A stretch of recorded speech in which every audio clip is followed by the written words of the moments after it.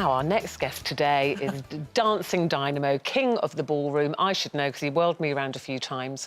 And after 16 years, well, dragged me around, I should say, 16 years waltzing around the Strictly Come Dancing ballroom, my former partner, Anton Du Beke, finally took his seat on the judging panel for the past 2 weeks on Strictly.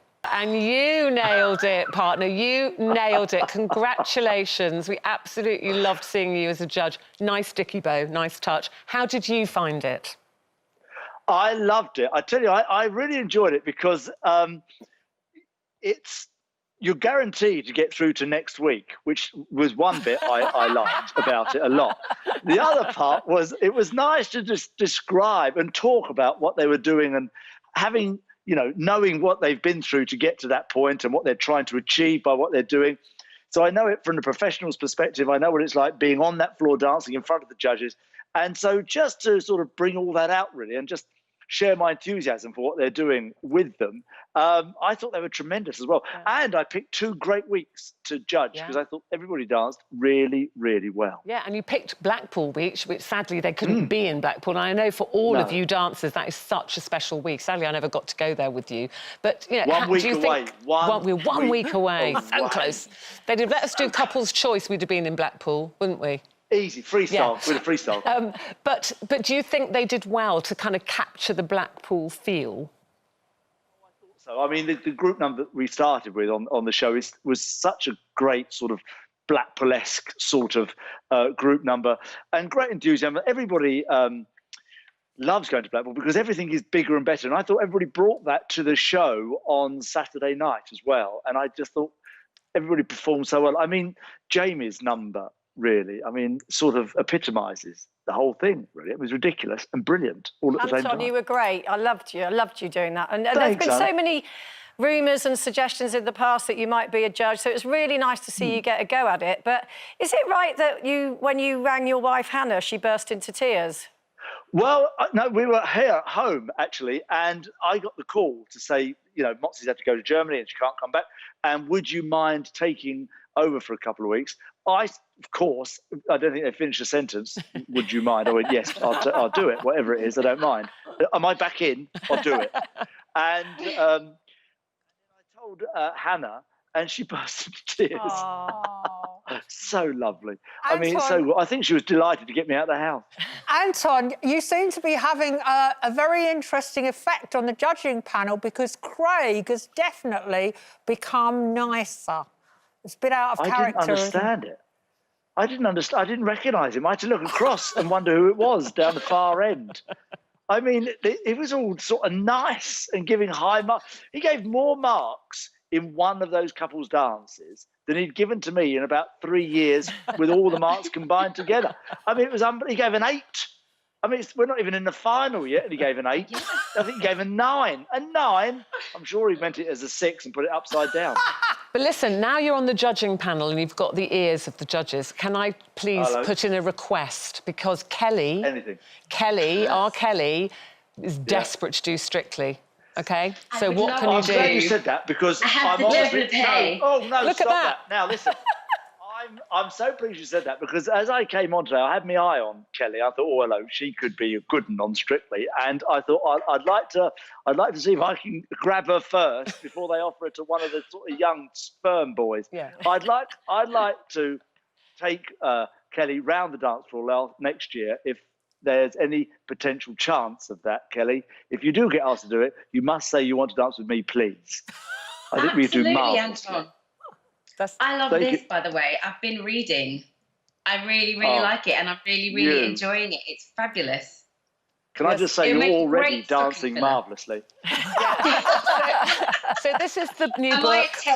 Anton's. This is you're 12. A Christmas to remember. A Christmas to remember, and we're back with ballroom dancer Raymond de Guise, who's suave and sophisticated and well-dressed. Is he based on anyone we know? I couldn't possibly tell. What is the Christmas... why is it going to make it a Christmas to remember? What's going on in this novel? Well, it's set in 1938, back at the sumptuous Buckingham Hotel, and we've got the announcement of the engagement of Raymond and Nancy. And That's at the beginning of the novel. And at the end of the novel, at Christmas, is the big Christmas event, which is the wedding. But what goes on in between, I couldn't begin to tell you. All the shenanigans, the upstairs, the downstairs, all the intrigue, all the romance, all the glamour of the ballroom and the wonderful Buckingham Hotel. It's absolutely brilliant. I'm so delighted with it. Now, Anton, that all sounds fantastically interesting, but one thing I've got to ask you is, you've made your mark now as a novelist. Have you considered following Alan Titchmarsh and going in for some kind of slightly saucier material? Because there's big money in that if you can write that kind of stuff. Oh, is there? Oh, hello, 35 Shades of Beige. Oh, I don't mind if I do. Now, yeah, Anton, have you never thought of writing a kind of sexy novel? Because, I mean, ballroom dancing is throbbing with passion, isn't it? Dear. Now, the problem is, being a man and writing, it'd probably be over in about 4.5 pages. But I'd have to write it from the female's perspective and perhaps, you know, fill a couple of chapters. What is your writing process? Because it's not easy to write a book. No, it's not. Well, it's not. And everybody has their own process. My process is to, as you can tell, is to talk, is to narrate. I narrate it. I've got the story in my head, and what I do. Somebody once said it's a bit the same way that Barbara Cartland used to do it. She used to narrate it. So you're talking to a tape recorder?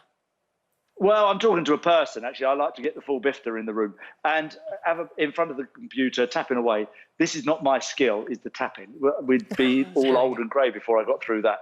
So I have to narrate, I have to tell the story, because the way I do it is I do it as I'm choreographing something. If Ruthie and I, or even Kelle and I were dancing, I'd choreograph this thing for them. And the way I do it is I do the same thing when I'm telling the story.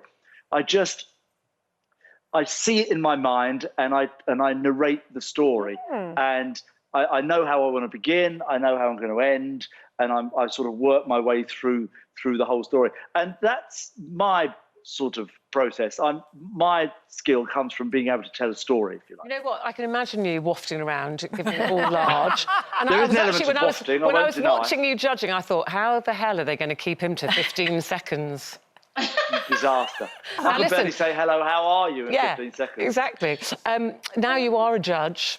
I'm told that you want to do a bit of judging to see if I can remember anything you taught me. Is this correct? Yes. Yes. So I have to get up. Look what they've got me. I need you to get onto the floor. Yeah. Would you mind taking a place in the dance floor, Hang on. please? Look what I've got. And I think we need a glitter ball as well. We've got a glitter ball coming.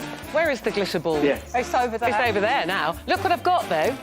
Where's my close-up on Anton? Look, partner. Isn't that lovely? Look at that, I've got a broom. Reminds me of dancing with Judy Murray. Where's my... Oh, now, there it is.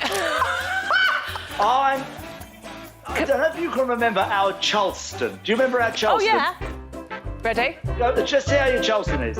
You were a natural at the Charleston. I did have a little bit of support bra than this one, I have to say, on the day. No, I say go with what you feel. Look up. And how's that? Tremendous. Oh, good stuff. I'm going to give you a mark for that. How much? I'm going to give you a 10. There you go. How about that? Oh, very good. Yeah. What I'd like you to do now is, do you remember the tango, our best dance? Yes. We were marvellous in the tango. We did a little thing in the corner. Go on, have a little walk down there. A little grapevine. Go on, give it a thing. Back the other way. Oh, head flick, one again. Oh, one more time. Head flick. Go on. Head flick. The passion. I'm going to give you another mark. For that. And it's a Devon at 10. Yes. You are rocking this. Grand finale of the Parcel Double. Oh, what? You can remember the big end to the Parcel Double. I need my skirt. Yeah, do it. Give it a couple of turns, then the big finish. Oh, look menacing. Look menacing. And then, this is what happened. And then we went, the big finish, I went over your knee, you fell. And I went, no, how can I cover his embarrassment? I know, I'll just do that. Ruth, it's daytime television! Get off that frog! Oh, do you remember that one? Give you a mark for that. What's my mark? Give you 15. 15. I love it. Thank you, Anton. You are legendary. Put my broom down. Anton, you're amazing as ever. Thank you so much. We shall see you back on the show very, very soon.